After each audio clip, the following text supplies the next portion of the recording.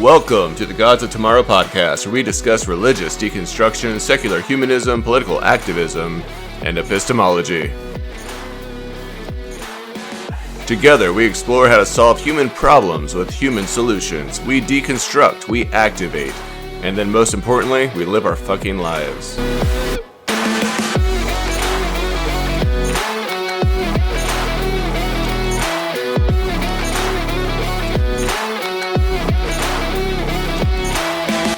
I am your host, Josh, and you are the Gods of Tomorrow. All right. Let's do this shit.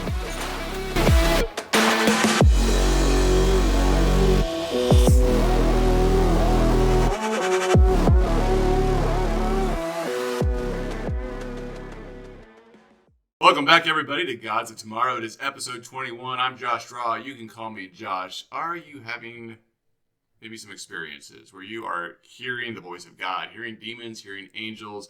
Are you unsure how to exactly separate those voices that are coming about in your head? And has there been somebody who's told you who they are, what they mean? Well, hopefully we'll get some answers today to what all of that means. I'm very excited to invite Imas to today's podcast. You may recognize her from TikTok. We've only known each other a short while, that we met online. I'm very excited to see you. How are you doing today? I'm hanging in there. How are you? I'm doing well. I enjoy watching your content and the videos that you put out there, especially because they're so educational in nature. But for those of you that really don't know you, Imas, can you just give us some background into your knowledge about language development, speech? Why do you know the science behind what's happening in the brain? Sure. So I've been involved in communication sciences or something adjacent to that for about 15 years. I have a master's degree in communication sciences and disorders. So I work as a medical speech language pathologist. Currently, I work in an acute care hospital where I specialize in swallowing disorders in adults. But prior to that, I used to work with children with developmental disabilities and primarily in augmentative and alternative communication systems. Okay, so we have a little bit of a shared background there because I have spent most of my career working with children with developmental disabilities in residential placements who have a number of different speech impairments or disabilities in some kind developmentally. And I know, and I've worked alongside with speech pathologists a lot in terms of like developing systems for them. Can you let me know a little bit about maybe some of the things that you've seen in terms of maybe speech impairments that are developmentally troublesome for these kiddos? Sure. So I think it's important to talk about what speech is versus what is language. So speech is the physical production of sounds. And a lot of children, or rather all children, go through developmentally appropriate, whatever that means, right? Speech errors. And we kind of know that they're errors, and I'll talk about why I put that in quotes in a moment, because we all understand them regardless of these mistakes. And then they eventually grow out of them, and it's sort of in a developmental timeline. There's little graphs that show you, like R in American English is one of the last formed sounds. Difficulty with producing the S sound is very, very common. Some people make it an interdental, so it becomes, and some people make a lateralist, so it becomes. So that's common, and there are millions of children all over the world that go and see a speech therapist to try to help with that. And the reason it matters is because, one, we want to make sure that people are understood when they speak. And my thing is, if it is understood, it is correct. I definitely go along a linguistic descriptivism viewpoint. I think there's a place for prescriptivism, but it is limited. And also, it can interfere with children's ability to acquire literacy skills. So if they're trying to sound things out, their morpheme and grapheme conversions can be interrupted by phonological or speech impairments. And phonological impairments, when I say that, I mean that some children develop articulation difficulties, so they're having trouble physically producing speech. And because it's on certain sounds, and those sounds occur in certain positions of words, there's a pattern to their errors. So it becomes a phonological process as opposed to just, I'm having trouble making a T or something like that. Yeah, I'm And not. they have games, and it gets very involved with that. So, I, I'm curious, and I don't know if you know the answer to this or not. I don't know if you know the answer to a lot of the questions I'm going to ask you. But for the for the individuals that are having these issues in expressing their speech, is it is there also an internal struggle in where they're hearing it differently, or they believe that they're pronouncing it in a way that it's not being performed? I mean, how does that external and internal speech differ from the perspective of the child? so that's a great question. And it's very specific, and it's important for us to know what is happening internally with children when they demonstrate speech or phonological disorders, because it changes the way that we provide treatment to them. So some children have difficulty physically getting their speech muscles in the right position at the right time, um, whether that's due to a brain injury or some kind of motor impairment. One that is relatable to a lot of people is cerebral palsy. Mm-hmm. So oftentimes in a disorder like that, the person hears all of the speech sounds correctly. They understand where their tongue or whatever is supposed to be, but their brain misfires. I think that would be like the best way to describe it. And in that category of speech disorders, whether that's in children or as an adult after they've acquired a brain injury, such as like having a stroke or developing a tumor, Mm-hmm. that's called dysarthria. That is the category of what that is. Mm-hmm. Um, then we have a category of speech disorders where it's a motoric problem. So they can physically place the muscles where they're supposed to be at the right time, and their perception of where those are and what they sound like is correct. Mm-hmm. But the motor plan is what gets disrupted. And apraxia of speech has a very explicit clinical presentation. And we would be here for 3 hours if I tried to explain what that looks like. But I tell my clinical students that I supervise, you'll know it when you see it. Once you see it once, you're going Yeah. to always be able to pick that out. And again, we can see this developmentally in children as they learn to talk, or we can see this acquired after a stroke or a brain injury.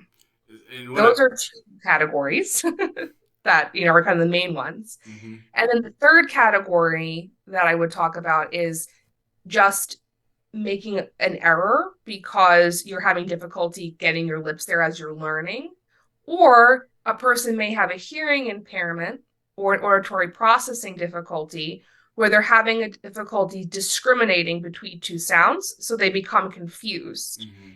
And depending on the amount of hearing loss and whether or not that child and their family have chosen for verbal language to be their primary communication source, it's difficult to call that an error or not. So if everyone in the house is hearing and uses verbal speech as their primary communication modality, Mm-hmm. then that's challenged because that's going to inhibit their ability to communicate functionally.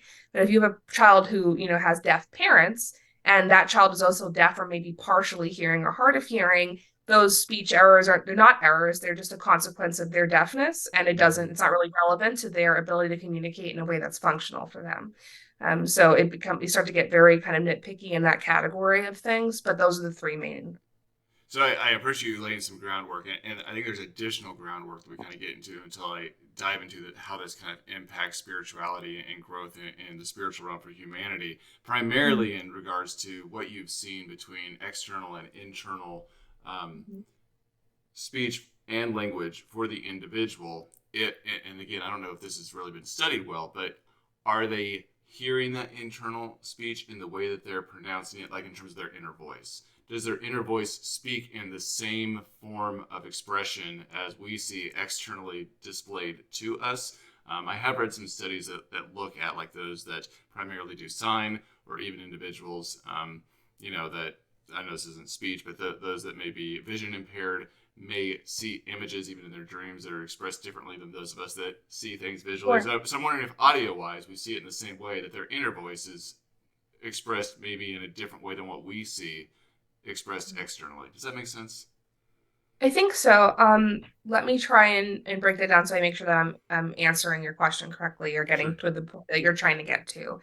I think the idea of inner voice is sort of a universally understood thing, but it's something that's very, very difficult to study, Right, right? right. You can't just take a picture of the brain. I did see, I think it was Scientific American recently published that there is some preliminary research being done where they're using some type of brain scan and looking at those patterns and then generating sentences from it. So they'd say, like, they'd have the person think about something. They wouldn't Mm-hmm. tell them what it was, and then they would generate language from that. And I don't understand. It wasn't like a scholarly article, so I couldn't get into the nitty gritty of it. It was like just for the general public. Right. But they were somehow doing that, and what they were able to generate off the scans was pretty darn close to what the person was thinking about. So I think we're Interesting. approaching a method to, map out thoughts to language and what that looks like in brain centers. Mm-hmm. But that would be sort of like a neurocognitive scientist who would be able to explain that better than me. In undergrad, my research was actually in dyslexia. Mm-hmm. And there had been some misinformation, I'm going to call it, spreading around the internet at the time that the reason people struggle with dyslexia is because they don't have an inner voice. And I said, that sounds outrageous. Yeah, I There's continue to no hear this, and way. it feels outrageous to me too, because my inner voice is always going. Oh, yeah. Do you struggle with dyslexia? Not at all. Okay. No, no. Okay. I always have So, an inner voice, and I'm always hearing an inner. oh, okay. Yeah, yeah, Right. yeah. So what I did was I took a survey, and again, you gotta trust that people are telling you the truth. I had a couple people draw pictures on it and actually Mm-hmm. fill it out, and that creates problems for data. But I described symptoms of people have when they're having inner voice. Like when I read, I hear my own voice saying the things out loud. Right. When I read, I hear someone else's voice. There was probably like 50 questions. And then I asked questions about dyslexia type symptoms. Mm-hmm. When I look at letters, they move around or whatever it was. It's going back a long time ago. And there was absolutely no correlation. This is just one study that one person did of 10 years ago, but there was no correlation between um, someone experiencing inner voice type behaviors and someone experiencing dyslexia type symptoms. Mm-hmm. And I'd like to imagine that if this was repeated with hundreds of thousands of people, we would find the same things, but who knows? Correlation is not causation. Right. We know that. But it's a very difficult thing to study. Now, what we do understand to be true is what people who are neurodivergent, who can communicate these ideas, have explained to us. And I think the movie about Temple Grandin is probably one of the best examples for people outside of the fields to try to understand what inner dialogue or inner voice looks like in somebody who is neurodivergent. Um, and it does a really great job of showing, like, I think there's a scene where they were saying, they're talking about doors, and you see her flash through like a reel of every door she's ever seen in her life, Mm-hmm. which is really interesting because it demonstrates something that we understand to be true in normal development, Mm-hmm. which is hyperextension and hypoextension, which I'm sure is something you've observed in your own students or your own children. So I know you're a father. I have a young son myself. And we talked about this a little bit on Captain Dadpool's show, but I'll kind of reiterate it quickly. So hyperextension would be if I label my son's dog as dog. We have a dog in our house. He's Mm-hmm. a brindle mastiff. He's enormous, right? And hyperextension would be all things with four legs are now dog, Mm-hmm. right? Hypoextension would be that our dog is dog and that's it. Mm-hmm. He never, eventually he does, but he doesn't for a period of time ever generalize the term dog to all things that kind of look like timber, Mm-hmm. but don't exactly. And something that I found in research, and also I found clinically in practice when I'm trying to teach language skills to people with neurodivergent type presentations, is that when I teach a word, I have to provide 30 or 40 different exemplars of that word to make sure that it's generalized. Because what we find is that I think a huge error in some of the therapy and education materials that are provided to neurodivergent children is that they'll teach a word like ball and they'll show one picture of a ball. And that student will think that that card with that green ball on it is ball and that's it. And they're Interesting. trying to teach that card so that that child will connect the picture of that ball with all the balls that they could ever want in the world, and then pick that up and hand it over to communication partner to receive that item. And I think we're training the wrong skill. So Hmm. that's really difficult. So I remember I had an example of cut. I'll never forget this. So I had someone cutting someone's hair.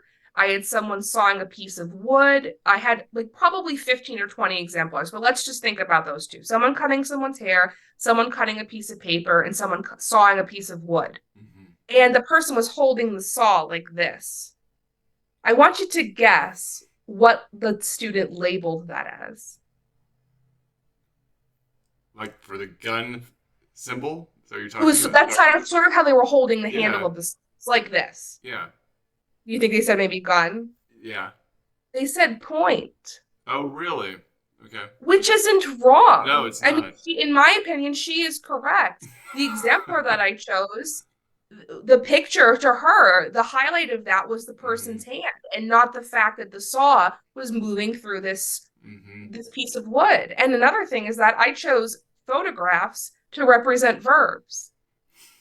Maybe we should have used video clips, Yeah. right? So I So you can learned see something from action. that. Yeah. Because there's a, Right. I learned something from that. And I point. I said, you're absolutely right. That person is pointing with their hand, aren't they? hmm. So it just goes to show that, all children do this to some degree, but in certain types of neurodivergency, it's extreme to where it interferes with that person's ability to use their language in a way that's functional for them. Are we seeing an increase of this? I mean, I see neurodivergency all the time now through social media. Sure. Everyone talks about it. I don't know the fullness of all those that have actually been diagnosed with it that are claiming to Sure. have neurodivergency, but is there an increase of this that's happened in the past several decades that it is, or is it just that we're better at diagnosing it and seeing it now? That's a great question to which I don't have a good answer for. Sometimes I read things that are demonstrating, oh look, more people are on the autism spectrum or something Mm-hmm. like that. And then other times I'll read an article or something that like, oh, maybe we're just better at diagnosing it. Mm-hmm. I think we're embracing the idea of a lot of constructs being a spectrum, Mm-hmm. whether that's neurodivergency, whether that's gender expression.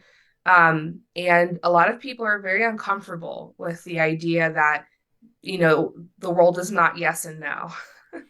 I would agree with that. I think it's also a product of that. I think there's been a cognitive shift in the way that we classify things. So mm-hmm. there's more opportunities to give things labels and names, and not everybody is on board with that cognitive shift.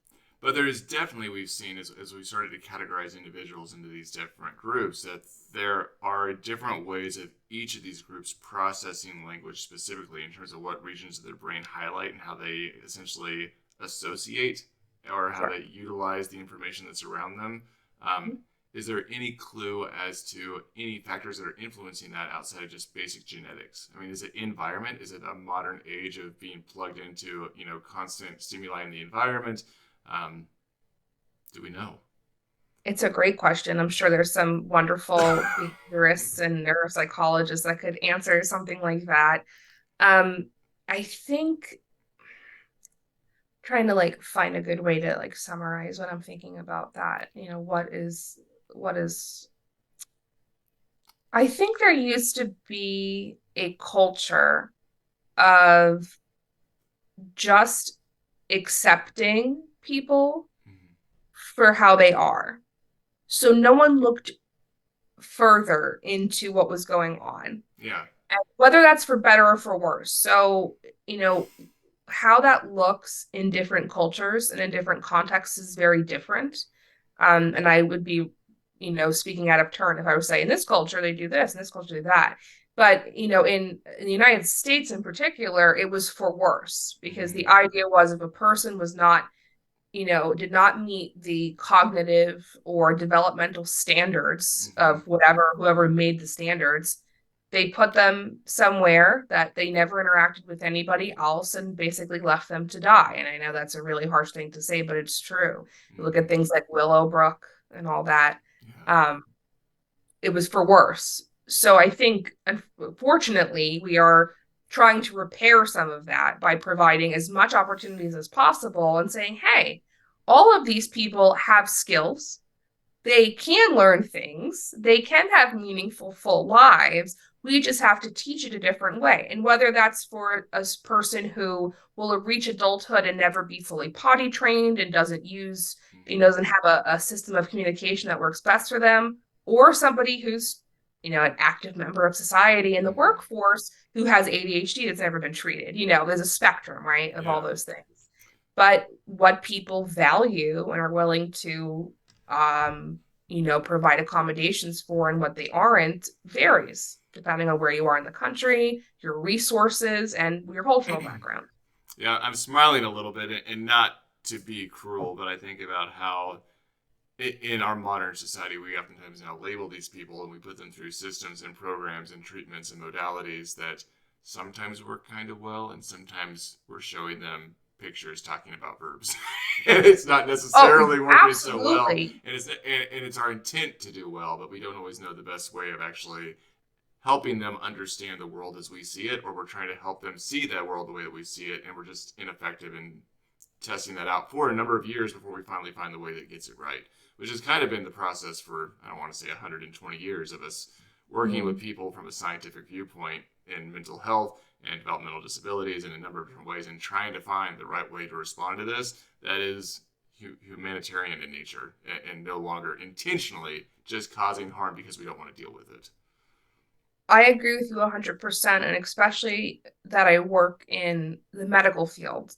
There are two enormous barriers to, I think, getting people the right support: health literacy and counseling services. Mm-hmm.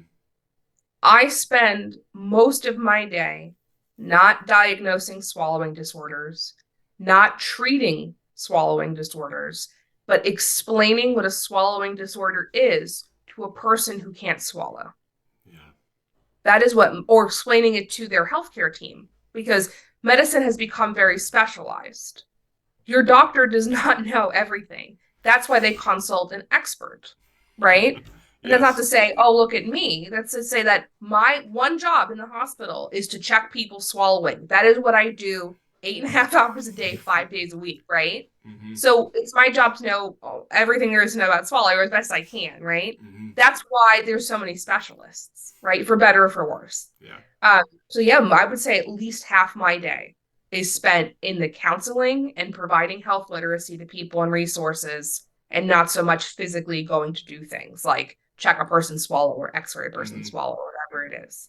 And that becomes even more complicated when I'm diagnosing and treating communication disorders in adults, because you have a person who's been married to somebody else for 40 years and now they can't say their name at all.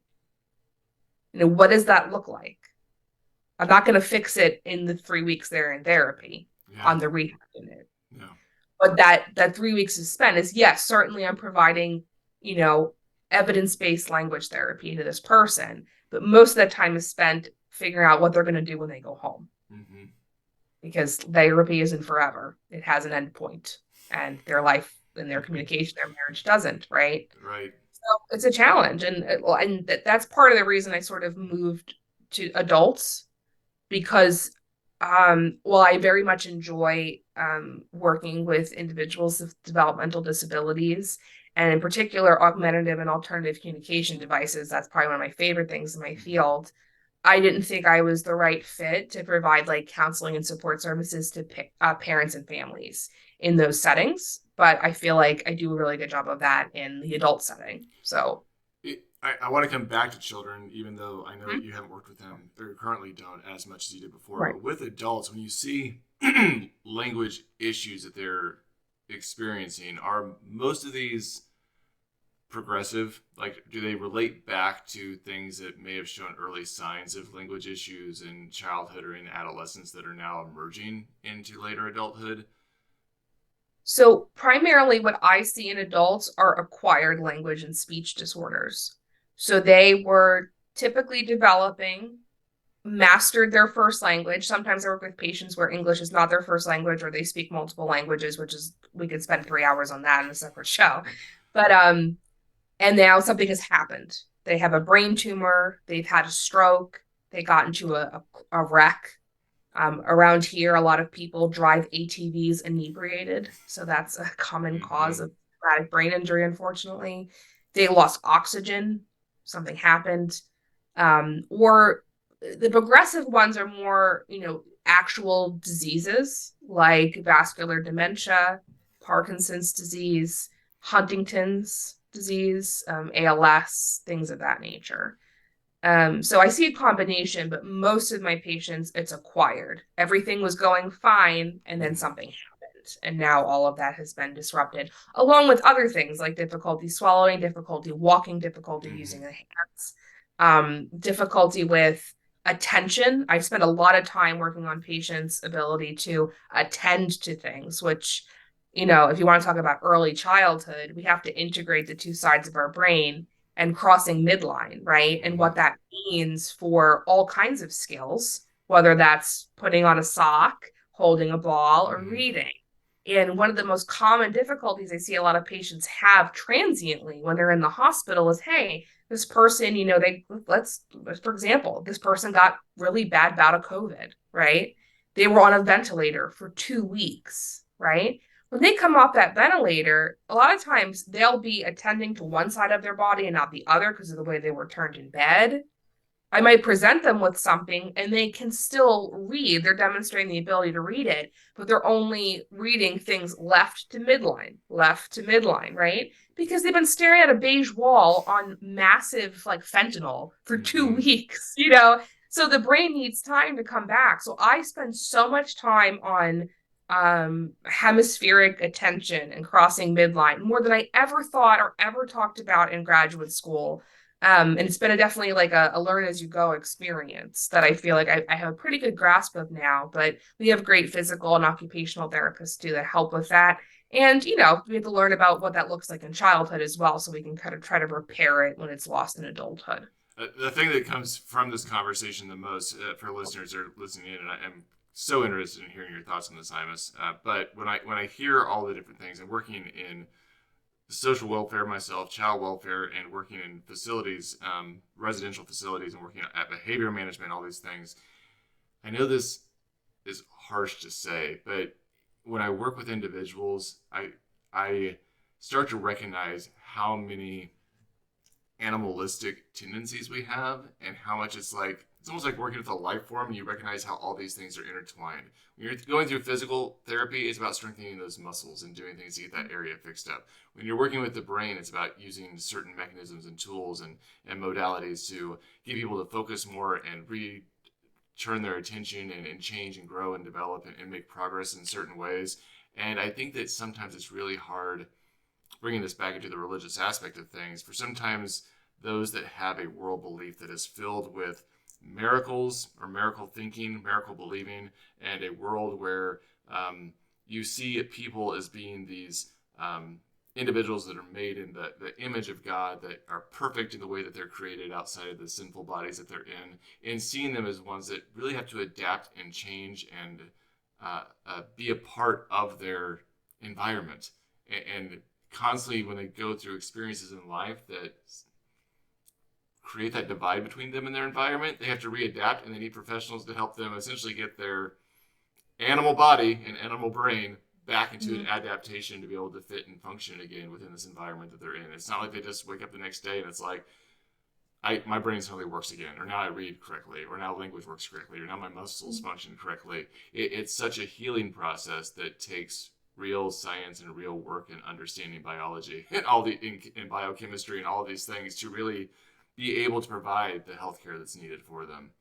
Hopefully that makes Sure. sense. But it's I just like, think I think what feels challenging about saying animalistic is I think maybe a term that would feel better and be a better description of what you're talking about would be primitive. mm-hmm, Because when we're born, we have like primitive reflexes. When we say mm-hmm, primitive, we don't mean to imply an idea that someone is acting in a way that is subhuman, less than, or pre-human. mm-hmm, It's that when you're born, you have a lot of um, skills and mm-hmm, reflexes and behaviors that are solely focused on survival. And what we see in certain people who have developmental disabilities or neurodivergency is that we expect over time in an environment with reciprocal social interaction and Yes. language exchange that these primitive things that we're born with extinguish and are replaced with socially reinforced behaviors and expectations. Mm-hmm. And what's happening for a lot of individuals is that that doesn't happen.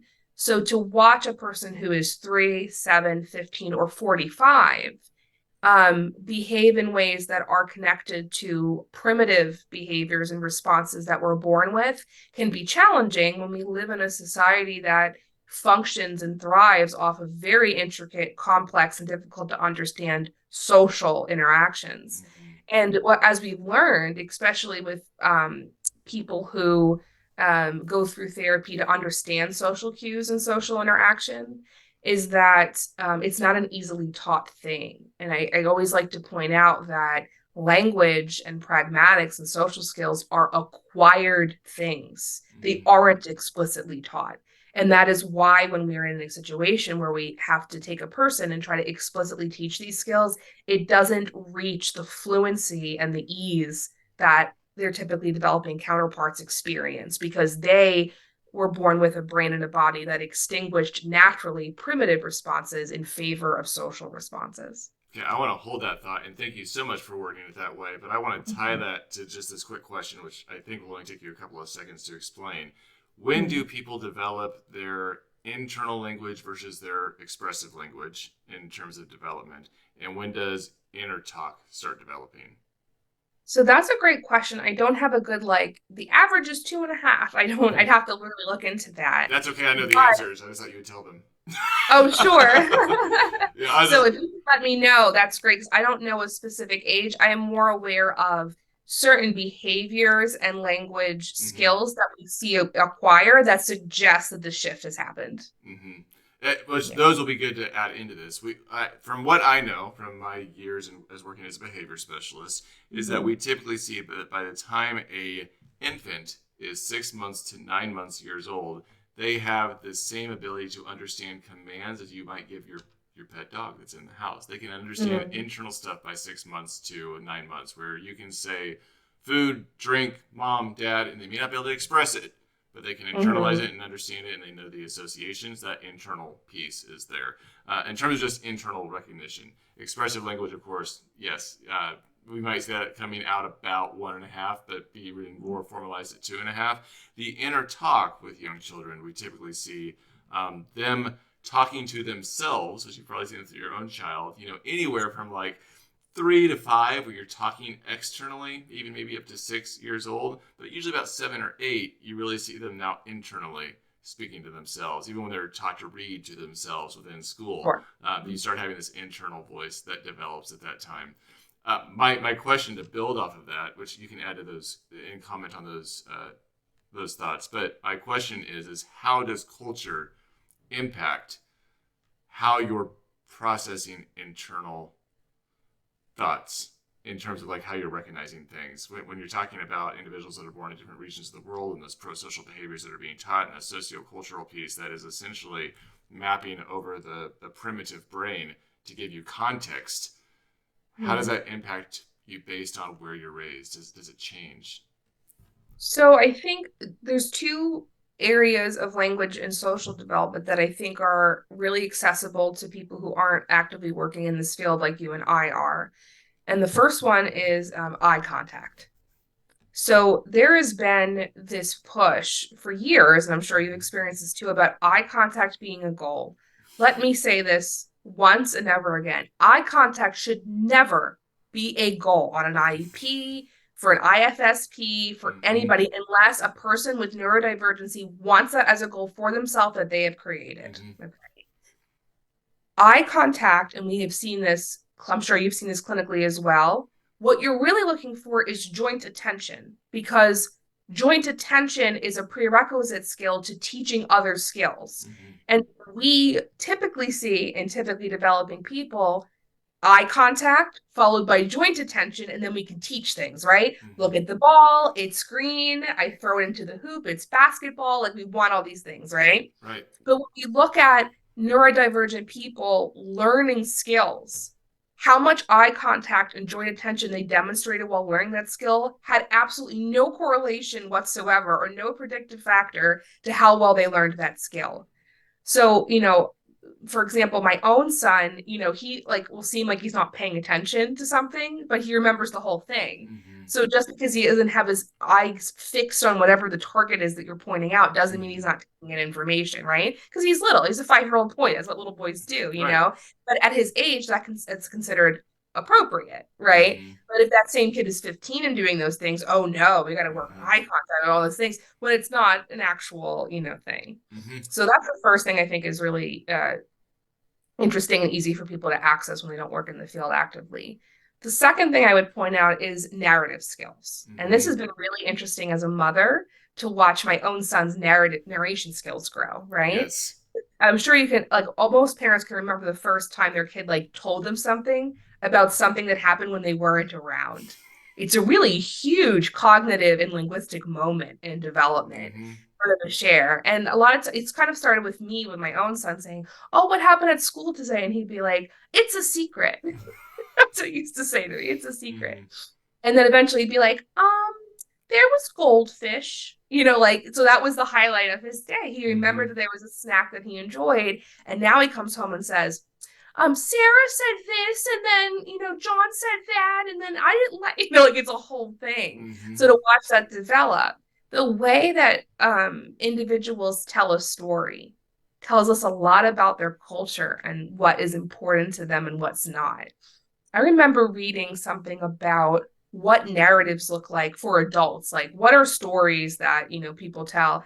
And in certain cultures, we tend to have, at least what I grew up with, or I guess American stories or what's traditionally read in American homes to children would reflect primarily European uh, Mm-hmm. uh, origin stories like Cinderella or whatever, Right. Scandinavian for what is it? What's the Frozen?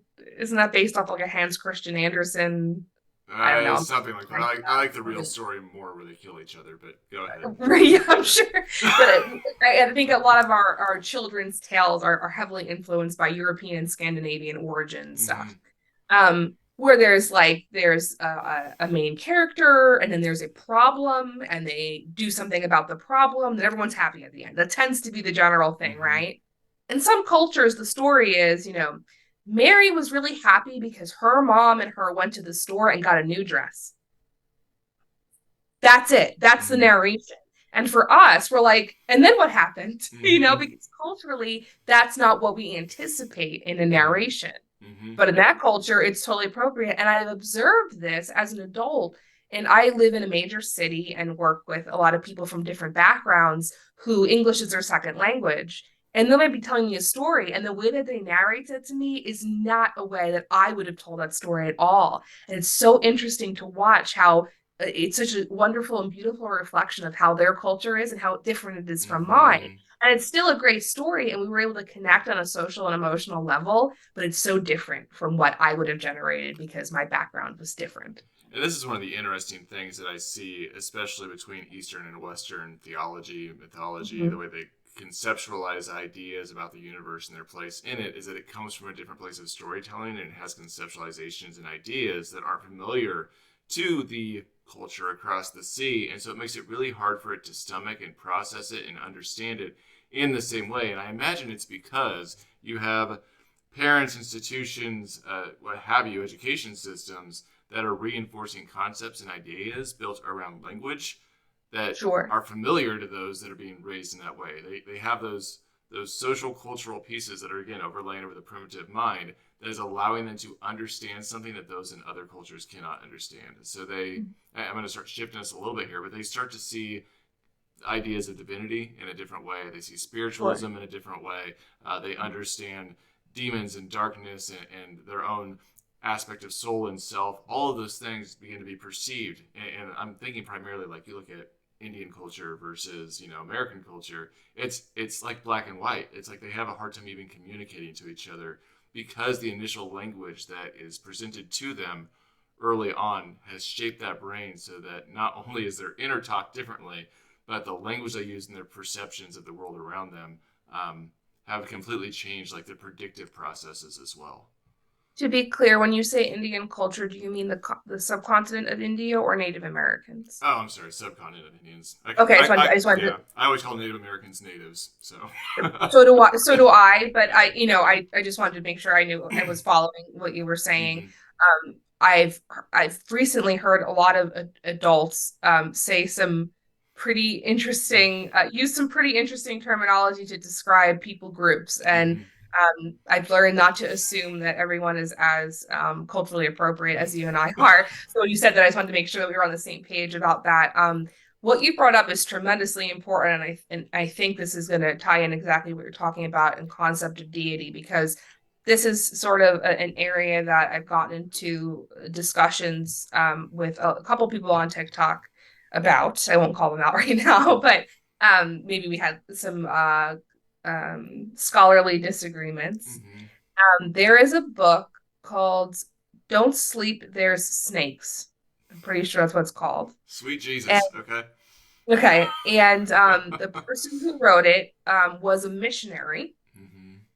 who went and stayed with and learned the language of the Piraha people. Have you ever heard of this people group?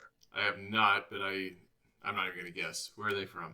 I don't want to embarrass That's a myself. great question. I think I'm going to look it up because I don't want to misspeak, especially about a people group that I don't personally represent. Yeah, that's why I wasn't gonna guess. I was like, that's not Let fair of me me. see. I want to say they're an indigenous people of like Brazil. Let me double check. Well, if that's the case, I'm gonna be right.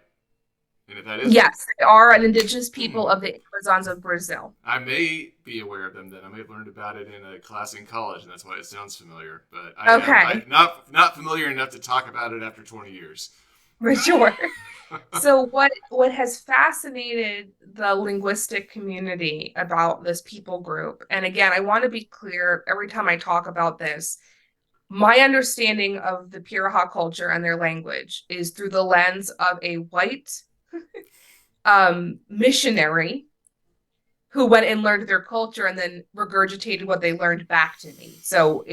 And unfortunately, due to the nature of this culture and how many of those people have learned a second language in their access and interaction with social media, I haven't been able to find a person from the Piraha representing their own culture. So that's really challenging too, because we're seeing this through the lens of other people, and it's always problematic.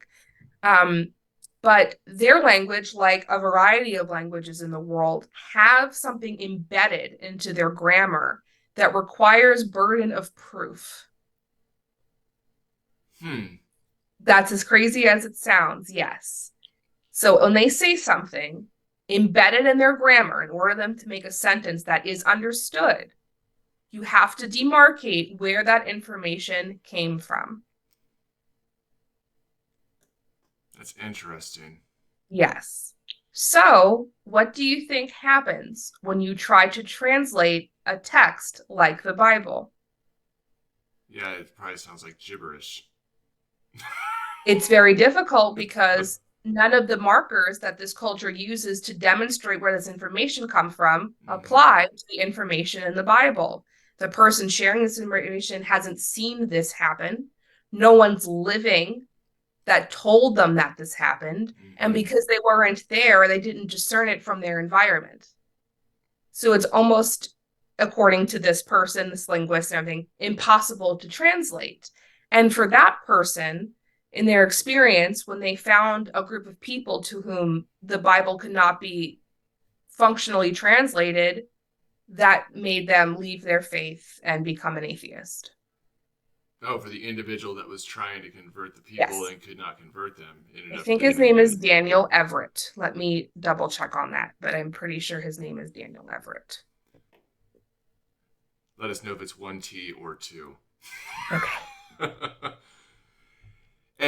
As you're looking that up, I will say that this is one of the things that I think is most fascinating to me as I've dived more and more into this topic and looking at how, again, this inner speech is developed and how we process information and how we determine what is true and what's not true based on our experiences and the information we're told throughout child development. Did you find it?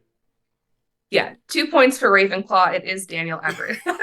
both of them right. Very good. Very good. Well, I'm a Don't great. Sleep, There's Snakes. Great book, very short, especially for voracious Mm-hmm. readers.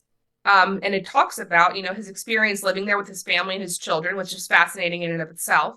Mm-hmm. Him learning this language, sort of what that means for the linguistic community. And there's lots of features of the language that are very fascinating. For example, they don't demonstrate like ordinal counting. So there's a number for nothing. There's a word rather. There's a word for nothing. Mm-hmm. There's a word for one, and there's a word for more than one. And that's the extent of it. And that's the extent of it because culturally, numbers outside of those concepts are not relevant Mm-hmm. to the things that they do on a daily basis. And what was happening is that they started to have some interaction with the communities around them for trade purposes, and they were getting like gypped, because they you don't understand. Well, I don't want to say they didn't understand. Their concept of what was equal and fair was different than the people Mm-hmm. around them because they used different words and different cognitive schemas to describe those things. And I also want to apologize for using the term gypped because I'm just realizing now the etymological foundations of that word, and that is inappropriate. That's okay. I'm sure that everyone will forgive you. And I don't want to completely derail us too, but I also recognize that there was a civilization that doesn't see blue because they didn't have a word for it, and so they saw multiple shades of green, in shades that we ourselves can't even see because we weren't raised there, don't have the language. Which again just goes to that idea that language has such an impact on how we perceive our environment and perceive the world around us and predict the world around us. And if it's not offered to us through that sociocultural level in terms of our language, then we're blind to it. And I'm hoping that that's fair to say Sure. and that's repeated correctly. But that's what I'm hearing even in regards to this is because they don't have the language to process the information that's being provided to them, they can't conceptualize it. They're like blind to seeing what it is that's being presented to them. So I want to expand on that a little bit and just kind of like describe it how I see it. Like I understand what you're saying. I think I want to be clear that if so when a concept or a word or a grammatical convention Mm-hmm. exists in language A but does not exist in language B, we call it a lacuna. Okay. That's the technical term for it. Having said that, just because a lacuna exists in a language doesn't mean that the people who use that language don't demonstrate understanding of that concept. I'm going to provide some examples so it's a little bit easier to access. Okay. We have a word for virgin in English, but we don't have a word for not a virgin. But we understand Mm-hmm. what that is, right? Right. And I think that's reflective of what virginity means to English speaking people. Mm-hmm.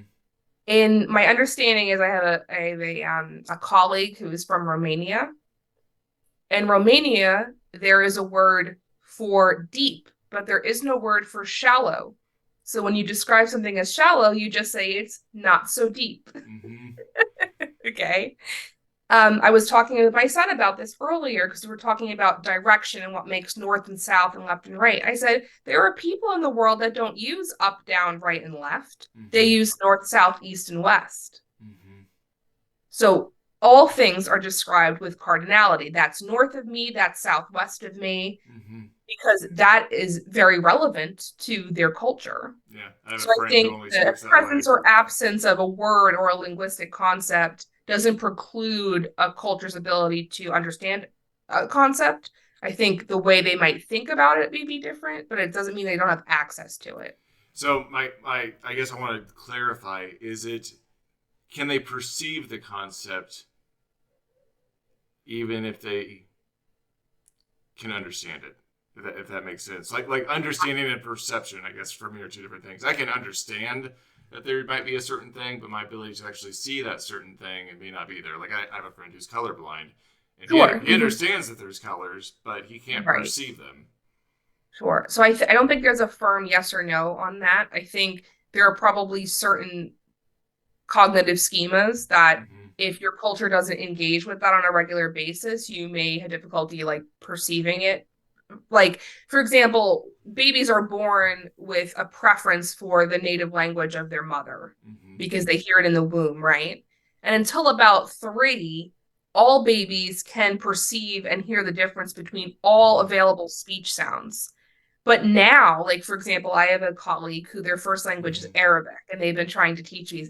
I cannot hear the difference or perceive the difference Hmm. between certain sounds. And I know that that will remain to be a barrier for me because the window of opportunity has been lost. So I certainly think that it's possible, like you were saying, there was a culture, I'm not familiar personally with Hmm. that culture, that wasn't demonstrating a concept for blue, but it was a bunch of green that we don't distinguish between. Hmm. There may well be a cognitive or visual barrier there because Hmm. it's not relevant to their culture. That I don't know the answer to, but I think there are a lot of things that, a culture or a language may not have a term or a workaround for that they can still understand. It just doesn't, it's not accessed or categorized the same way it is in another language. Okay, so now we got all that out of the way, and Mhm. trying to and hopefully you guys are still with us, and we're just not like all over the map right now and trying to figure out the mysteries of life. Do you know much about predictive processing theory? It has to. No, please enlighten me. It has a little bit to do with top brain and upper brain like connections, and Okay. it has to do with how we have like this bottom up process where we have these perceptual signals that pick up things in our environment, Okay. but the things that we've been taught predict what those signals are supposed to mean, and so we Okay. determine essentially like the meaning behind them based on our prediction. And this has been done a lot around the regards of like internal speech or inner speech and the way that we just perceive stuff. So if I see something Okay. in my environment with my perceptions, with my five senses, but I've been told that those types of things mean a certain thing, then it triggers inner speech to tell me that it's that certain thing. Is essentially Okay. what it So is. this is kind of reminding me of the beginning of Dan McClellan's new book. Oh, Did you um Yahweh the Divine Image? I have I read think that book and I completely forgot that was in the beginning of it. Yeah, I that that this idea of this conceptualization of deity, I think that's the mm-hmm, terminology that Dan uses, may come from we're going back to that word, a primitive mm-hmm, idea of hearing something rustling in the bushes or a breeze and deciding that it is something with agency yes, and then how we develop theory of reacting to that yeah, how we develop as theory of a mind. threat. Yeah, Mhm. this is what my PhD was in. Oh, fantastic. Okay, yes. That's just reminding me of that kind of thing. And that, eventually when we lived in cities and Hmm. that this imminent threats were sort of removed from our daily lives, that may have morphed into this conceptualization of deity or Hmm. divine things or mhm. Hmm. Cool. Yeah, yeah. And me referring to this as coming out of the National Library of Medicine, they wrote a paper and a book that kind of talked about this. But my concern has always been with it is that when we have young children that are kind of imprinted with what um, they should be, what their predictions should be about the world, specifically in Sure. regards to spirituality and belief systems and divinity, they are then taking their perceptions, the things they're picking up from their environment, and they're using those predictions that are given to them by authority figures to then identify that, which is then developing their inner speech. And Sure. one of the things that I really wanted to talk to you about is this idea of those that have thoughts and they identify them as being divine in nature, coming from God, coming from ghosts, coming Sure. from the Okay. devil, and whether or not this is there a possibility of the brain generating thoughts that don't come from the brain, or do we see that is Okay. there's Mhm. always activity occurring in the brain when there's thinking occurring, even if people try to say that's divine in nature? And I Mhm. know that I'm rambling a little bit here, but in my No, you're opinion, not. it's coming from this predictive text. It's a bottom up prediction from our perceptions, and they're just making the association going, oh well, the people that are important in my life told me that these thoughts are God, and they told me that these thoughts are the Satan. And so when I perceive things in the environment, my prediction then just automatically associates that through the course of development and brain development. But is there truth in that, or is it can God put thoughts in your brain? Do you have thoughts that just pop in that are coming from outside of your brain? Do we still see activity in the brain when those thoughts are coming in? I don't. I don't know. Does that make sense? I think we're approaching something that might be more philosophical, but I'm willing to take a stab at it. Um, something that has come up often on like TikTok live streams or when I'm speaking with primarily, well, I don't want to say that. When I dialogue with people who participate in the major religions, and when I say Mm-hmm. that, I mean Christianity, Judaism, and Islam. Yeah. Um, The Abrahamic religions. sure, Yeah. that term that like people don't like. The they all have very different concepts of what a sin is, Mm-hmm. right? And I think one thing that came up was, can thoughts be sinful? Yes, I've had this discussion recently too. Yeah, this comes up a lot. Um, and everyone's got a different answer and what their rationale is behind that. Mm-hmm. But I think that seems to be the underpinning of where people go with this. Like, Mm-hmm. if you're developing an inner dialogue and you are labeling good or bad thoughts as, self inspired or something outside of your own agency, and whether or not that is an error, a sin, something that's bad or not, I think may change the way that people view that. I think that's Mm-hmm. probably my best summary of my thoughts on it, but I don't, from a technical cognitive standpoint, I couldn't, I don't know what the research looks like. I think that's more your field. So Can, I appreciate you teaching me about this, because when I read that in the beginning of Dan's book, I was like, what? Like, never encountered anything like that in mm-hmm. my whole life. I was like, I am this many days old when I realized that this was a concept, because I didn't know that this was something that a phenomena that had been, observed and studied in cognitive sciences. It was endlessly fascinating, and I look forward to learning more about it from you and other people who are more in tune to that. Well, on that note, you'll be happy to know, which I probably have said this in my podcast before, that men have less activity in regions of the brain, fourth theory of mind, and autistic Oh, individuals have interesting. virtually none, which is why they don't believe in God, because they don't put agency in immaterial, and um, Oh, because they interesting. don't have those activity in those regions to cause those types of things. And men are typically less religious or less spiritual than women because they have less activity there, which has a lot to do with our evolutionary development. Women were oftentimes in the hunter-gatherer societies, engaging with other people in those close-knit communities, taking care of the children, thinking about what their husband was out doing, chopping down wood, hunting, Mhm. farming the fields, what have you. Well, before farming came about in the late Holocene or early Holocene era, but they were able to essentially engage, and so they had to be able to pick up on other people's emotions, intentions, and their actions more frequently than men did, who were oftentimes off doing solitary work. And so they didn't develop those areas of the brain as much because they were hyper focused on the compartmentalized work that they were doing away from the home. And so you Mm. see that there are definitely individuals within society that are more prone to spiritual actions, that have more activity in regions of the brain that are associated with theory of mind, opposed to other ones. And that's why I was so interested in the beginning of our chat in terms of asking questions about neurodivergency, why we see more frequency of that, why autism may be more frequent. Is it a Sure. sign of humanity evolving further? Oh, Or stepping back? And I can't make those judgments. We don't have enough research on it. Or is it just us now identifying and labeling individuals better than we have ever before?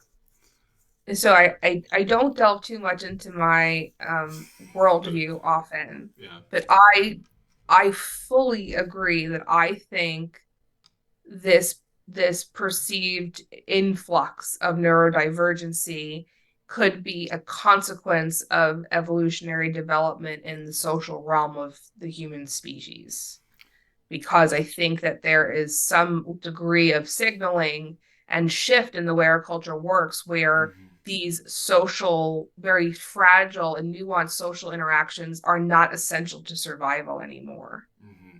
Well, and And you that is based off of my personal opinion and nothing that I do clinically or professionally, but that's how I feel about it. Yeah.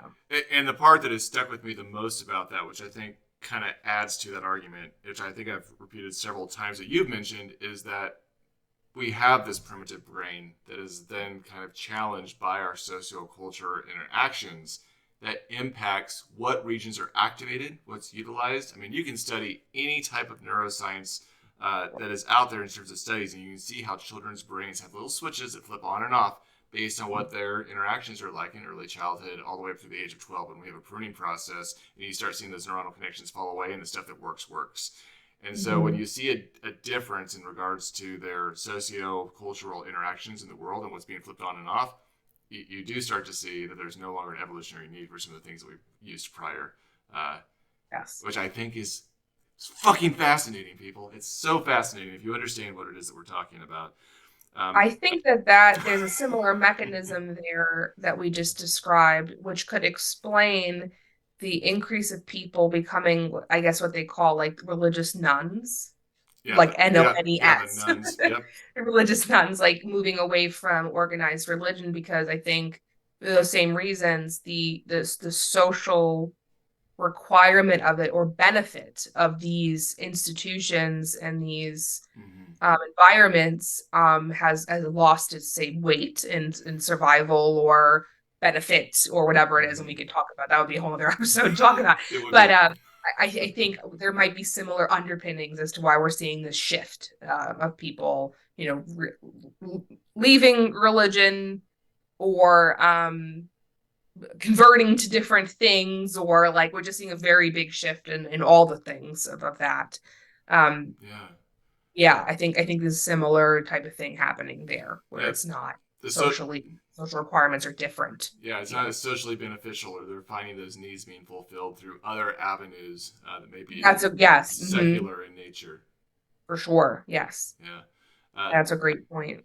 you said one more thing, and I know we're running out of time, but the the thing that's going to stick with me for probably the rest of the night is looking at, I'm going to say Abrahamic religions, That's okay. because Get canceled. I very much want to separate them from the Indus Valley Hinduistic Buddhist Oh, things that are out absolutely. Yeah, that there. they are a separate schema for sure. Yeah, but you said that they perceive sins as being different in their Hmm. different cultures, and that says so much to me to whether or not God is speaking through them. In terms of those voices coming into their heads, it for me it fulfills more of that predictive processing and their perceptions and their own inner speech, identifying those things and labeling them in terms of Hmm. trying to determine what is God's voice in my head and what is not God's voice in my head. And Hmm. just thinking that in many ways they're following the same text, even though they come from different cultures. They're following, I'm going to Yes. say it, you guys can hate me. They're following the same God and they're getting different messages. And to me, that is a sure indicator that this is not God's voice in their head. And you guys can go do some wonderful reading on the Hearing the Voice of God from this National Library of Medicine that talks about auditory and visual hallucinations and what prompts these within our spiritual experiences. But the biggest thing of that is that even if you're not audibly hearing it or visually seeing something, if you start identifying that inner voice as being one or the other, and you practice this long enough, especially in early childhood development, it becomes very much a reality for you later on in adult life. Interesting. Yeah. It's really interesting. You have to send me, you have mentioned a couple, while we were talking, a couple different articles of interest when you get a chance, no rush. If you can email them to me, I would love to take a look at them so I can better understand, kind of what's going on in the at research. Yeah, absolutely. I'm excited that you've read Dan's book. I actually have it on my Yes. desktop. I read it about 2 months ago.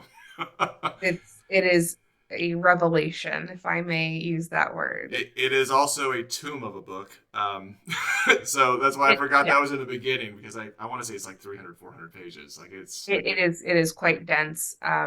It was definitely the kind of thing I had to like take the highlighter out. yeah. We marked that down for later. Let me go back to that, and I want to go back through it because I kind of did like a Mm-hmm. speed run, so I could get familiarized with it because I got the opportunity to talk to him about his book with Captain Deadpool. Mm-hmm. So I wanted to make sure that I was completely up to date what's going on in there, so I could ask questions and be on the same page. But I'd like to go back and more in depth look at some things. I've been reading some other things, some TikTok creators like dissertations and stuff, so I've been a Mm-hmm. little bit like deep in that. Um, and asking them questions about that. But yeah, it is. Wonderful book. Anyone who's listening to this or watching this, please, Dan's book is available for free as a PDF file. I Yeah. mean, what more could you ask for?